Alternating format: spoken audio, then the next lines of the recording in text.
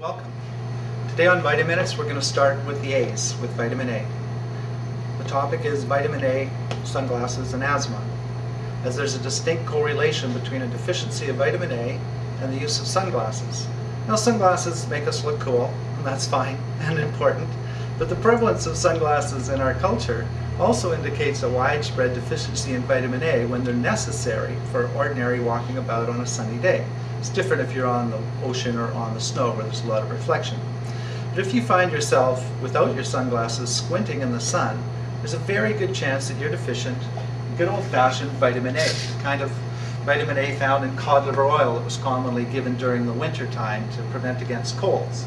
It prevents against colds because it actually builds the lining of the lungs, including the sinuses, the throat, all your internal mucosal membrane down through your intestinal tract.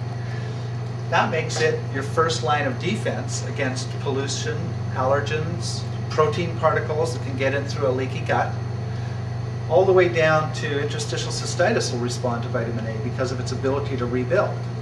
The problem is people are afraid of taking too much vitamin A.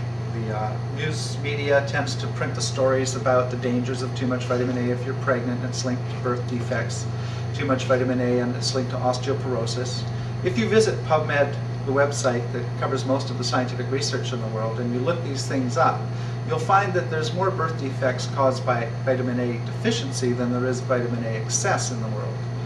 In the West, our source of vitamin A has traditionally been from liver, and a chunk of liver the size of the palm of your hand is roughly 30,000 units of vitamin A. A fresh glass of carrot juice is another source of vitamin A in the form of beta-carotene, which is pre-vitamin A. We'll talk about beta-carotene in a little bit. And if you are pregnant, of course you want to err on the side of caution and probably use a good natural beta-carotene instead of the A. But in fact, A deficiency is so widespread that I often advise people, they'll come in with a sinus problem, a lung problem that's not going away, asthma conditions, even certain intestinal allergy problems. And I'll suggest they take 30,000 international units of vitamin A a day until they don't squint in the sun. Then you roll that back to the weekend, to one a day, you skip the weekends, you start skipping days, and when you find yourself squinting, you can kick it up again.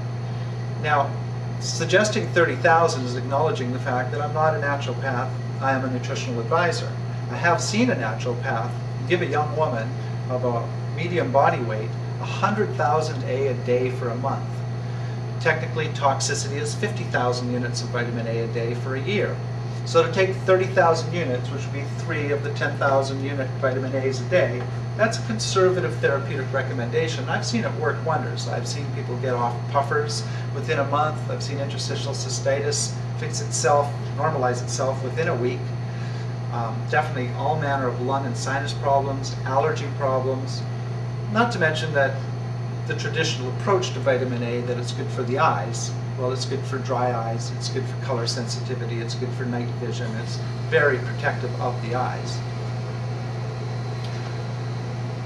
Beta-carotene is known as provitamin A. Your body will convert beta-carotene into vitamin A if it requires vitamin A, and if it doesn't, then the beta-carotene will be an antioxidant, which we'll cover at a later time.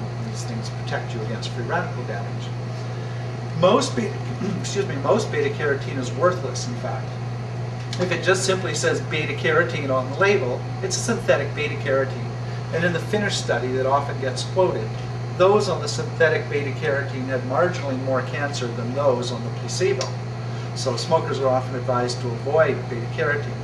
A natural beta-carotene will state natural beta-carotene. It will list lutein, xanthine, cryptoxanthine. It will list the rest of the carotenoids that's in the family.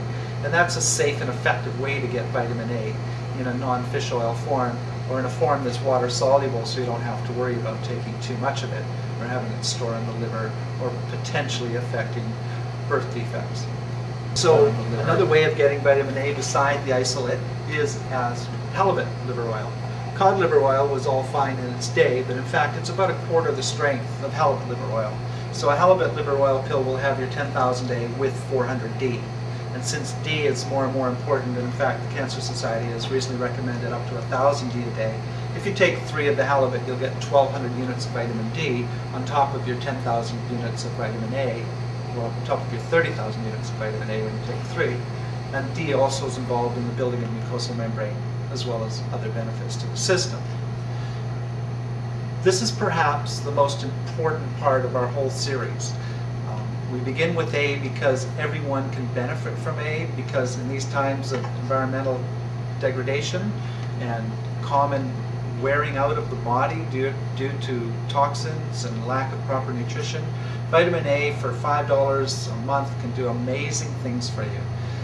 If none of these other Vitaminutes mean much to you, at the very least pay attention to this. If you squint in the sun, give it a chance, try the vitamin A, see how the rest of your health conditions improve, and at 3 a day you'll have no worries about toxicity, and I think you'll fully appreciate this information. Take care until we see you next time. Bye.